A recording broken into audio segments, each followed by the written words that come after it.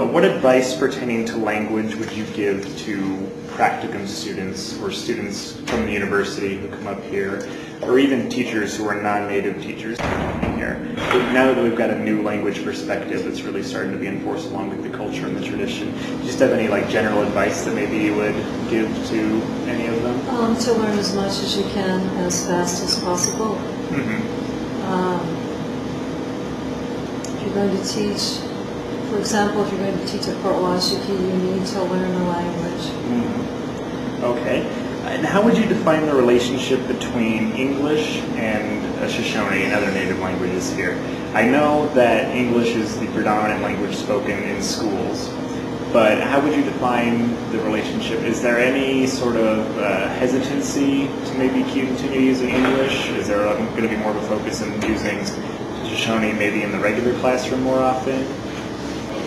It's a complicated language,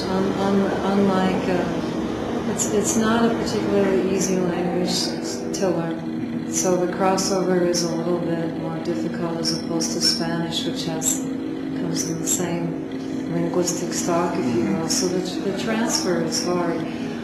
There's also, when you have a primarily non-native, non-Eastern Shoshone teaching force, there's also hesitancy. They don't want to say things wrong, which is why we do podcasting. We want to set them up for success quick. Right. So there's also a little bit of getting over a fear factor of being a non-native speaker and being comfortable enough to use it in your classroom with all the brilliance of the teacher, because every teacher wants to be the master of their subject. That's a huge issue, which podcasts are transcending that a bit. We use them all the time in the linguistics course. We have blogs and podcasts, and we're always working on them.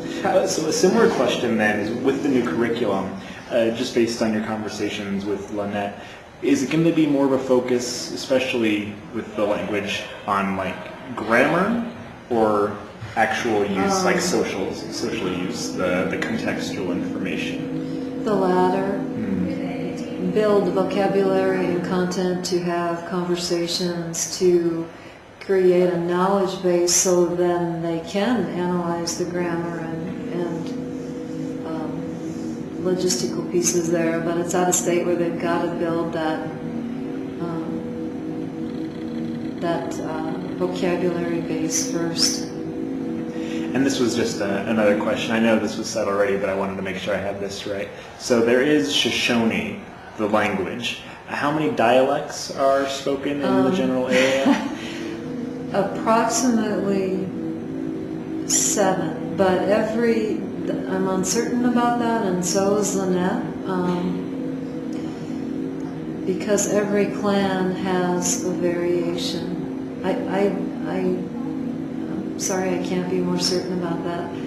Lynette and I both use 7 and counting because no sooner than she accounts for something with her language specialist, somebody comes forward from another clan that says, but my family uses this variation. I was talking to Kathy today, and she mentioned that when they have the get-togethers and everyone comes in, and sometimes she'll bring our students here who will do some conversations using Shoshone, and there is that difference right there. That's just very interesting to me, I think.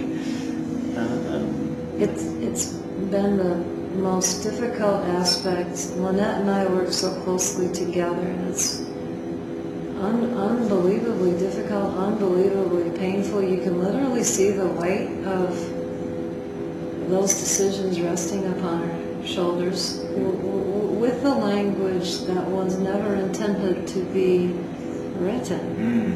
So we try to support her. I don't envy her job there. No, I agree. And is there anything, the university has several study programs about Native Americans, and there is one that is sort of focusing a lot on Shoshone in particular, but there's no real system built up to support students who are Shoshone or even from other tribes who will come to the university as students. So is there anything just one or two things that maybe you really think that the university could benefit from that would also mutually benefit the students here? To help the transitions from this world to the university world? Yes. Yes. I think it would be helpful for the university to come here and have a presence, very much like Dr. Hume and Tim Rush do, but at An institutional level. yes, because to leave the reservation and go to a university is probably akin to going from the United States to Europe or a foreign country. And I know that those bridges are not firmly in place because our success rate with Native Americans within the university is still not what we all want it to be. So greater presence would be one. And that presence is perfectly exemplified in having courses come to us because we don't have time to go to you. Yes. Is there anything else we could do to continue robust programming that offers our kids opportunities to be on campus? Science fairs are an example of that, History Day. We're trying to use those existing pathways. Maybe something that would be Native specific, because it is still very hard to get our 8th graders to go down and compete with the entire state. Right. So perhaps a program where there's an avenue back, a Native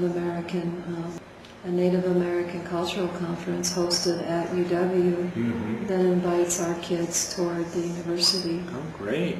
Yeah. Because I've heard that a lot of students prefer to go to schools in Montana and South Dakota just because of a lot of the extra opportunities they have there to be less, shall we say, isolated. And so the university probably, definitely needs maybe a stronger tie with all the citizens of the state. And that does mean all, especially the different cultures and different languages. I agree. Especially with a language that is the transmission of culture orally. Yes. So. That's why it's so integral to the cultural component. I can't do it without the linguistic side because of the exact reason you just stated. Great. Well, I think that's all I have. Is there anything else you wanted to say before I... No. All right, no problem. No, I